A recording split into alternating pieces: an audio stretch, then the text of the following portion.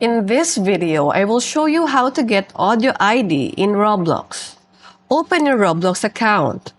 Go on More. And click on Create.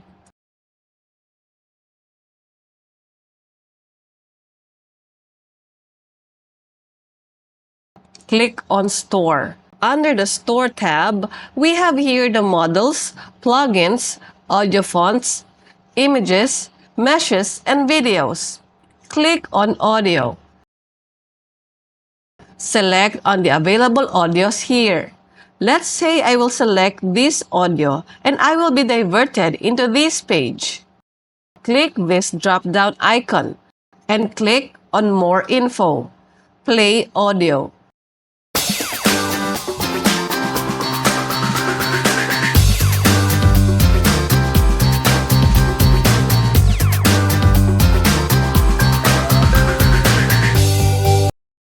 Copy these numbers because this is already your audio ID. And that's it. For more videos like this, hit the subscribe button and click the notification bell so that you get notified for our new uploaded videos. See you next time!